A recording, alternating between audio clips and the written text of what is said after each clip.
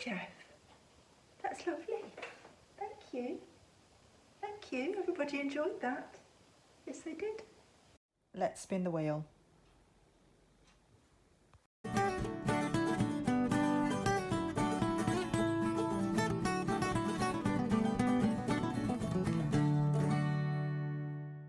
Hello everyone. So I did promise you a haul from the vlog that I did last week. There was a vlog of a Jumble sale and charity shopping, and we bought a few things, not masses, but a few things. So I did promise you that I would show you in a separate video, and this is it.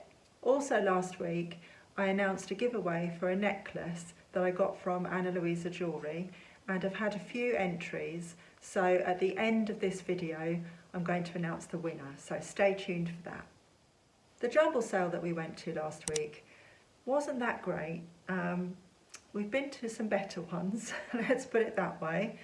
Yeah, there wasn't a lot there. There were a lot of clothes, but in terms of bric-a-brac and things that we're looking for, there really wasn't that much. So we only bought a few things. Nick got some CDs, and I picked up a couple of bits of clothing for Ellen. A couple of bits she is going to keep, but the other bits she doesn't really like and doesn't really want. So I'm going to resell them. And they were both faux leather trousers, which I thought she might be able to wear for her performance or whatever. The first pair are a pretty little thing, but she was looking for a pair with straight leg, and these are more tapered. So I'll probably sell them for about £5, I reckon. They're a UK small, so if anyone's looking for a pair of faux leather trousers, as I say, slightly tapered, let me know. The other pair are still new with their tags, and they were £20 originally. They're Bershka. They've got an elasticated waist,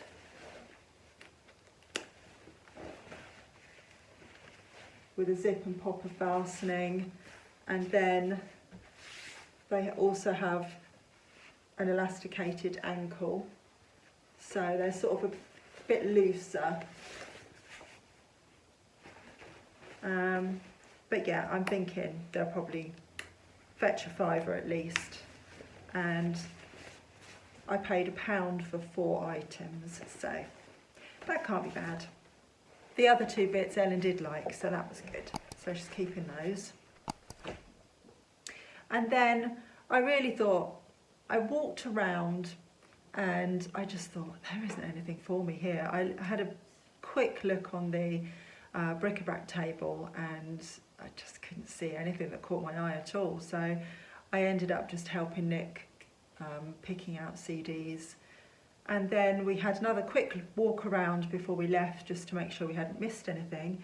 And Nick spotted these that were buried in a box, which was a very good find because I had totally missed them. And they are, now let me see if I can find, there we go. They are ermine tapestries. This one is not complete, it's still a work in progress. It's got its needle here. You can see where they were still working on it. And there's a bag of thread, but I think actually that belongs to this one, which is the Black Lion design. And that is ermine 93. Yeah, so there wasn't any thread as far as we could see. So generally, finished, these would fetch around about £30. But as I say, it's unfinished, so we might be able to get 20 to 30. they're quite rare designs from what I can tell. So we'll see. I'll put some offers on and we'll see where we get to with those. But yeah, that was very well spotted by Nick because I had totally missed that. He was rummaging in boxes, and to be honest, I just had a quick cursory look and thought, I can't really see anything, and I didn't rummage, and that's my bad. So it's a good job that he did. But that's all that I got in the jumble. So we'll move on to the bits that we bought when we went charity shopping. After the jumble sale, we decided to go into Dereham and have a little look and a browse around all the charity shops. It was a Saturday, so it seemed like the thing to do. It was raining, you know, you need to do something inside when it's raining. So we had a wander round, and in no particular order, I'll show you what I bought. So the first thing I've got on my list is again something that Nick actually spotted, and you'll see it in the video. It's this pair of Bilton's mugs, vintage 1970s I would say, and that's the back stamp. And it's a really sweet robin design, which I thought would be perfect for this time of the year and for Christmas. And they were £1.29 each. I think I should be able to get approximately £15 for the pair. Very cute, love those. So again, a good spot from Nick. And then it was a bit of a mug day. I got lots of mugs. The next one I've got here is Hornsey, and I paid £1.50 for it. And this is their Capricorn design. This one is probably the best mug that I found on the day, and it's actually worth about £20. So I was quite happy to find that. And also it's very timely because Capricorn season is almost upon us. So yeah, hopefully that will sell quickly. This one I actually paid more for. I paid £3, thinking that because it was 3 lions and it was Hokum pottery, I honestly thought that would be much more than my research has shown me, if you know what I mean. But yeah, I should probably get about 10 to 12 back on it. I thought it would be at least 15 for something like that, but I mean, I could aim for it. There's only one that's currently listed. It's in a different colour, so I could aim higher and just put some offers on and see. But yeah, I paid £3 thinking Hokum pottery is very collectible. Football, thought, you know, no-brainer, but apparently it wasn't the best decision I made, but the Capricorn Hornsey one definitely was. And then I always pick up a Jamie Oliver mug if I see it, because they're very collectible. And this is the Party Animal mug. This was only £1 and should be approximately £10. So yeah, can't go wrong with a Jamie Oliver mug. So Bilton's again. Nick spotted these. It's a set of 3 bowls. Now we have a set in a different design that we use for ourselves. It's kind of, I don't know, would you describe that as being Celtic maybe?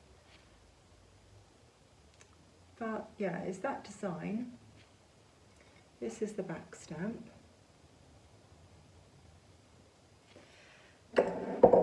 And we already have a set upstairs in the same design, strangely, but different. don't know what else to say about that. They're slightly speckled, these ones, and a much darker design. So if you compare them, it's the same pattern, but these are speckled and darker, and these are much lighter. So when I saw these, when Nick showed me and said, oh, they're only £1 for the 3, and we thought, well, that's, let's grab those. That's no brainer, £1 for 3. I thought, I do recognise that. I thought, I'm sure we've got a set of these at home, but clearly they're slightly different. So a set of 3 should be around the £10 mark, I would say, 10 to 12. Got more of these upstairs. Can't remember, we might have 6, so we'll do those separately anyway. And then in another charity shop, I saw this amber glass flower ring, and it was only £1, so I thought it was worth taking a chance on. I really love amber glass anyway, and I'm always drawn to it, so at £1 I was going to grab it and take a chance on it. They are fairly common, and completed listings are generally around the £10 mark for these. I was thinking that I might have an amber glass flower frog upstairs, so I could pair them, which would make a better listing, I think. And then I've got another mug, which is this 2001 Harry Potter mug. This is the base. It's by Royal Dalton, and the title is Ron Follows the Weasley Family Tradition. So this is Ron being sorted in the sorting hat, and then you've got his rat Scabbers.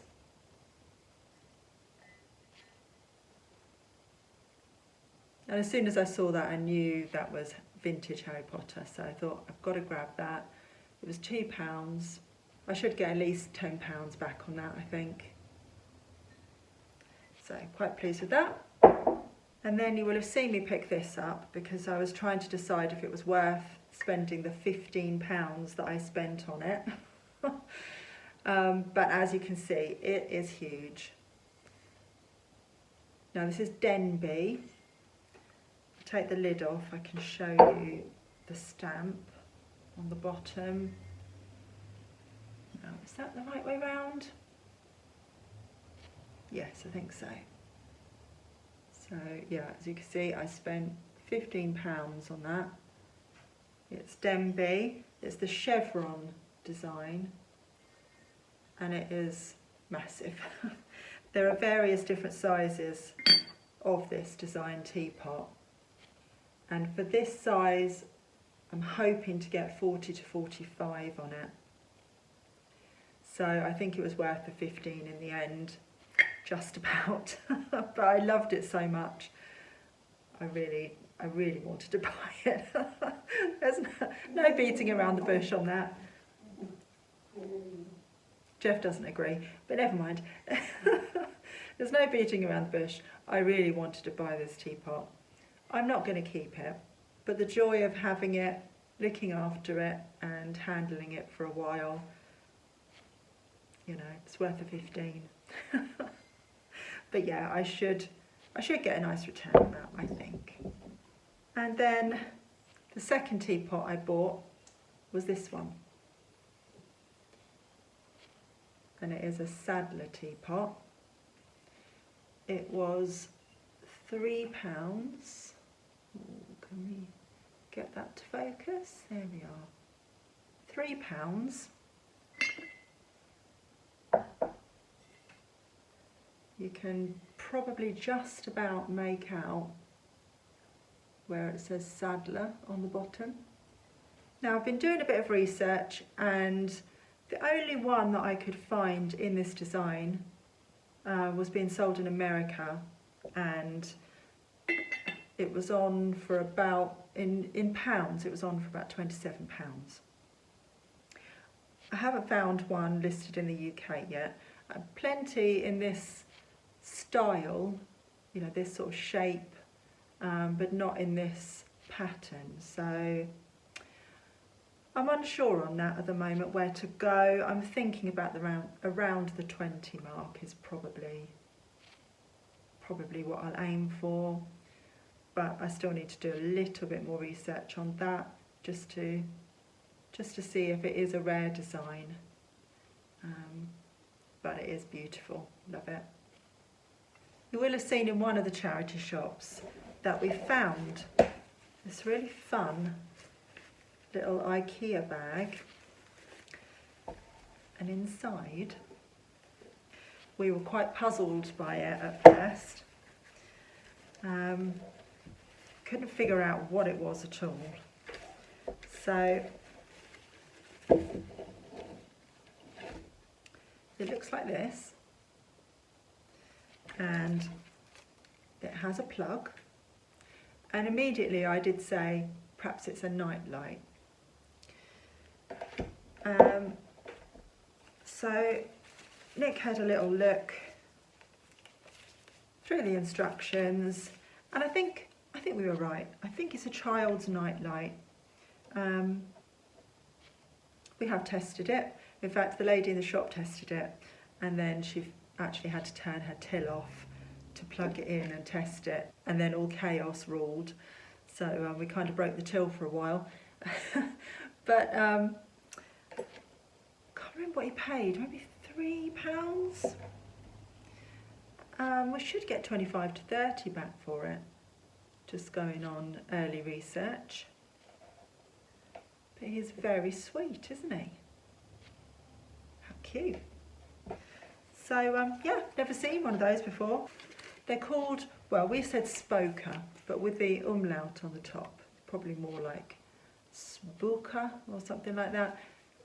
I would think it probably means ghost or spooky or something. If you're Swedish, then please correct me, because I don't speak Swedish, but that's my guess. So the other thing that Nick picked up in that shop, and if you watched the vlog, you'll have seen he searched for completed listings on it. And it is this camera. It's the Canon Prima. Yeah, Prima Zoom 85N. And with a buy it now, we saw one that had gone for around the 40 mark. So we thought it was worth taking a chance on for that.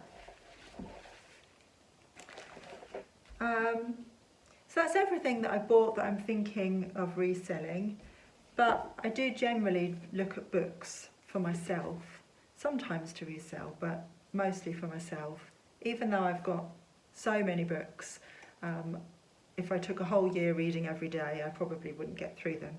But I still love buying books. I'm sure if you love books as well, you'll know exactly what I mean. It's very difficult to pass by them when you're in a charity shop and they're only £1 or £2. So the first one that I picked up was this Matt Haig, The Humans book. Now I really like Matt Haig, and I follow him on Instagram. So I thought I would give this one a go. It's fiction, because he has written some that aren't fiction, but this one is, and the synopsis says, after an incident one wet Friday night where he is found walking naked through the streets of Cambridge, Professor Andrew Martin is not feeling quite himself. Food sickens him. Clothes confound him.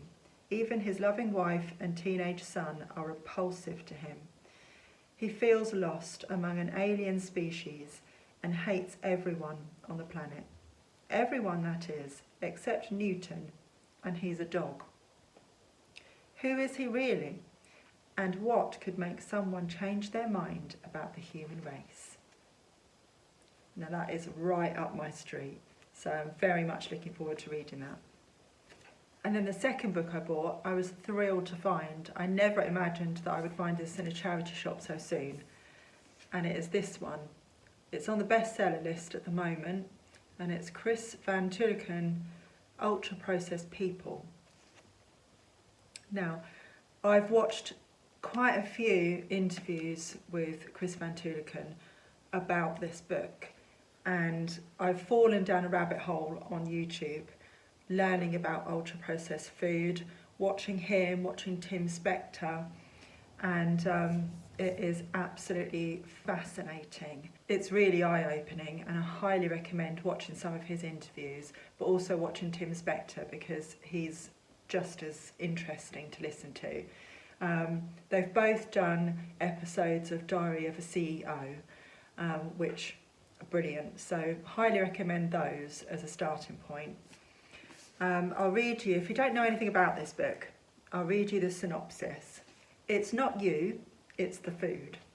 We have entered a new age of eating where most of our calories come from a novel set of substances called ultra-processed food.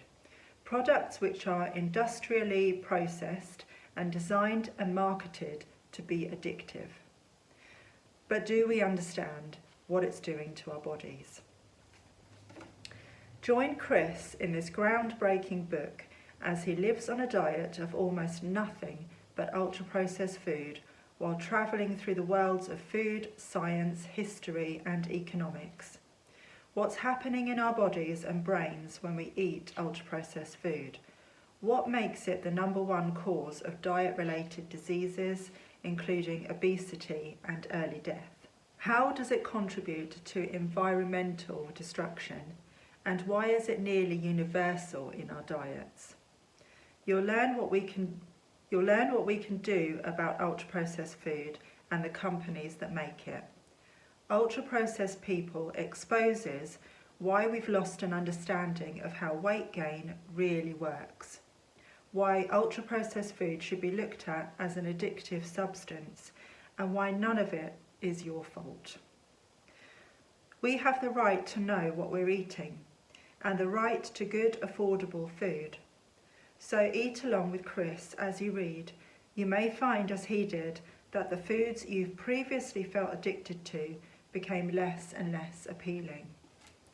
Now, I know just from my own experience that when I became vegetarian and then vegan, I fell into the trap of just substituting foods. So I've eaten, over the years, I've eaten so many like vegetarian or vegan burgers and sausages and, you know, all of the things that you would substitute, and different cheeses, you know, vegan cheeses, and I was thinking that I was eating more healthily, but I wasn't in any way. I'm not saying that I would ever go back to eating meat again, because that's a completely different story, but it's really opened my eyes into what I've been putting in my own body. You know, he points out that there's processed food and then ultra processed food, and it's really ultra processed food that I think most of us just haven't been aware of. And he goes on to talk about social justice and how it connects with this, because if you're low income or you're living in poverty, then families that are on low income tend to reach for the ultra processed foods because they're cheaper. It also talks about big business and, as it says, why they want to keep you addicted to it, how it's all tied in with money making, and it's absolutely fascinating, to be honest with you. And I'm really, really looking forward to reading this book. I've found all of his interviews so far so interesting. It's not just about thinking about what we put in our bodies, but also about social justice, as I've just talked about, and also environmental issues and how all of that ties in. It will blow your mind, absolutely blow your mind. And like with anything, it all comes back to money, doesn't it? It all comes back to money at the end of the day. And I'm not just talking about whether we can afford to eat healthily or not. I'm talking about big businesses keeping us unhealthy so they can sell. So I was thrilled to find this. It's only £1.50 from the charity shop. And what a bargain. So I'd be really interested to know if you've read this book or if you've seen any interviews that he's done. Be really interested to know what you think about it all. So let me know in the comments below. Okay, so that's the end of the haul, and I think by far my favourite find, of course, was this book. But in terms of something to resell, I am in love with the Denby teapot, very much so. And I probably would hold on to it if I didn't have my Nan's teapot that I use. Really pleased with the Hornsey mug as well. Jeff's having a grumble. These, did I show you these actually? Don't know if I even showed you these. Yeah, I bought a couple of bone china candlestick holders. The back stamp says Old English. Now I wasn't sure if they were like reproduction or if they actually are vintage. But they say made in England and they're bone china. And the only pair that I could find that were identical to this were on Etsy. And someone had them listed at 90 something pounds, and I thought, I feel like that might be a bit hopeful. I'm thinking that they're probably more reasonably around the £20 mark. So that's what I'm going to aim for. But maybe I'd be underselling them, and maybe they're really rare and hard to find. Who knows?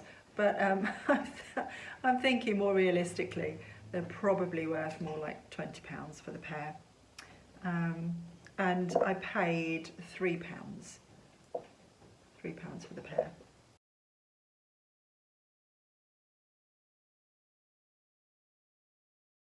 I don't know how I missed showing you those. Anyway, you've seen them now. No, it really is the end of the haul now. And thank you very, very much for watching. So, yeah, I shall say goodbye for now. Take care, everyone. I'll see you in another video very soon. Bye.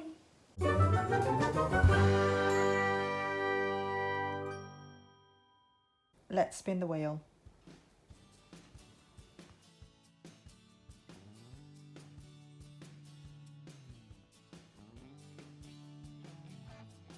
And the winner is Lorraine McParland.